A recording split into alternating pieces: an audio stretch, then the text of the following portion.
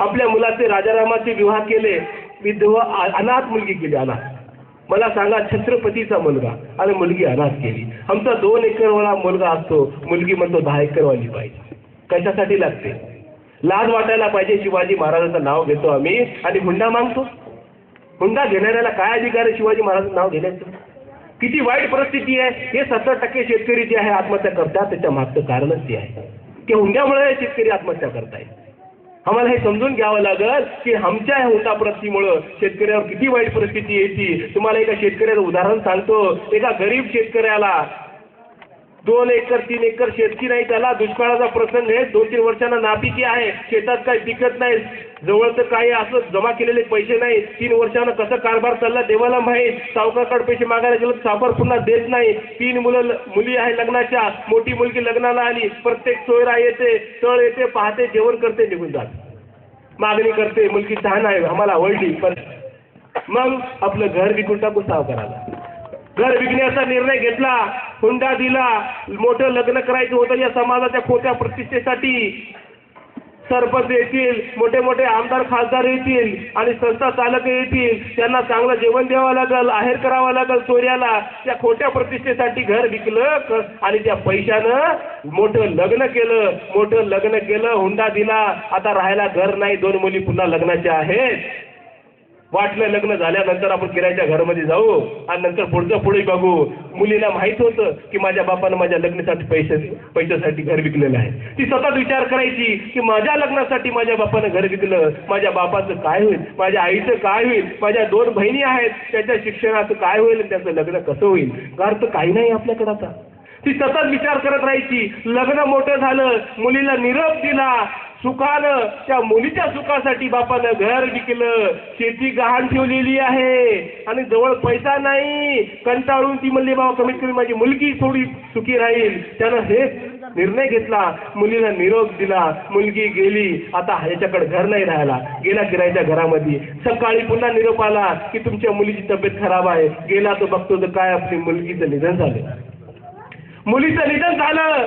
हा गरीब शेतकरी नवरा बायको जातात, बघतात समोर मुलगी ठेवलेली आहे. मुलीला बघतो, डोळ्यात पाणी येत नाही, काय नाही. मुलीला विचारतो, बाळा जर मला माहित असतं की एका दिवसात तू मरणार आहे तर तुझ्या अंत्यविधीचे पैसे बी मी दिले असते.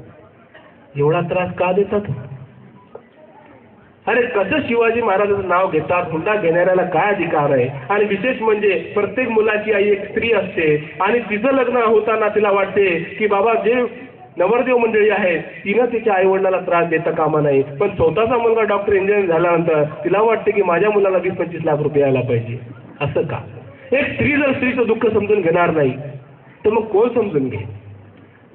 तर आज इतक्या अभिमानानं आमचे मावळे म्हणत होते. मी जेव्हा आलो तर यांचं जे उत्साह पाहिला तर मला वाटलं खरं शिवाजी महाराजांचा जन्म इथं झालेला आहे. खरे मावळे जर कुठं भेटतील मला तर या भूमीतच भेटतील, या गावातच भेटतील. तर आज माझा प्रश्न आहे, छत्रपती शिवाजी महाराजांच्या नावानं घोषणा देणारे, त्यांना स्वीकारणारे, त्यांचे आचरणारा घेणारे, त्यांचे एकनिष्ठ मावळे या गावात कोण कोण आहेत जे हे निर्धार करतील की ते त्यांचं लग्न बगर हुंड्याचं करतील? किती आहे? काय या गावात सगळेच लग्न झालं का? अरे घोषणा देणार कुठे गेले?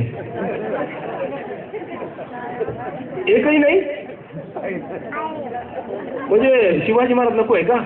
ते बापाकडे पाहिले. बाप काय म्हणते, दुष्काळ पहिले उगाच काय म्हणू नको. 4 चौकात गावात माझी बदनामी होईल. बघा, शिवाजी महाराज स्वीकारायचे प्रमाणिकपणे स्वीकारा. आम्हाला खायला नसलं तरी चालेल, उपाशी राहू आपण, पण लोकांनी म्हणायला पाहिजे की माझा बाप, माझा मुलगा छत्रपती शिवाजी महाराजाची एकनिष्ठ आहे. हे अभिमान असायला पाहिजे. नमस्कार, मी श्रुती राहुल. TV9 मराठीच्या बुलेटिनमध्ये तुमचं स्वागत. आणि बुलेटिनची सुरुवात अतिशय धक्कादायक बातमीनं. शेतकरी वडिलांना लग्नाचा खर्च पेलवत नसल्यानं लातूरमध्ये एका तरुणीनं आत्महत्या केली. शीतल वायाळ असं या तरुणीचं नाव आहे. मुलांकडच्या लोकांची अपेक्षा पूर्ण होत नसल्यानं 2 वर्षापासून लग्न रखडल्याचं शीतलनं आत्महत्येपूर्वी लिहिलेल्या चिठ्ठीत म्हटलंय. लातूर तालुक्यातल्या भिसे वाघोली इथं ही अतिशय लाजिरवाणी घटना घडली आहे. आर्थिक परिस्थिती बेताची असल्यानं लग्नाचा खर्च पेलवत नव्हता, त्यामुळे आपण वडिलांसाठी ओझं बनलोय या भावनेतून शीतलनं टोकाचं पाऊल उचललं आणि आपली जीवनयात्रा संपवली. नाहीये, मी बोलून जाणार नाही. मला मावळे पाहिजे, मला छत्रपती शिवाजी महाराजाचं स्वराज्य पुन्हा आणायचं आहे. मी उघड्या डोळ्यानं बघू शकत नाही ज्याचा जीव छत्रपती शिवाजी महाराजांच्या शेतकऱ्यात होतो तो शेतकरी उपाशी आपलं स्वाभिमान जीवन ठेवण्यासाठी आत्महत्या करतोय. आणि तुमचा मंत्री म्हणतोय की फॅशन झाली. अरे फॅशन असली असती तर माझ्या राजाच्या स्वराज्यात बी तर आत्महत्या केली असती ना. छत्रपती शिवाजी महाराजांच्या स्वराज्यात कधी कोणी शेतकऱ्याने आत्महत्या केली का? मग फॅशन नाहीये, तुमचा अन्याय आणि अत्याचार आहे. अरे आम्ही स्वाभिमानी माणसं आहोत, आम्ही लोकांसमोर हात पसरू शकत नाही. आपल्या स्वाभिमानाला जीवन ठेवण्यासाठी शेतकरी आत्महत्या करतोय. अरे शेतकऱ्याची मुलगी 260 रुपयाचे पासला पैसे नाहीत म्हणून आत्महत्या करते आणि बापाला म्हणते आम्हाला लाज वाटायला पाहिजे की ज्या शिवाजी महाराजांची जयंती आम्ही पुन्हा साजरी करतो. स्वराज्यामधल्या विधवा स्त्री, अनाथ बालके, शोषित पीडित गरजू या सगळ्यांची जबाबदारी छत्रपती शिवाजी महाराजांनी घेतली होती.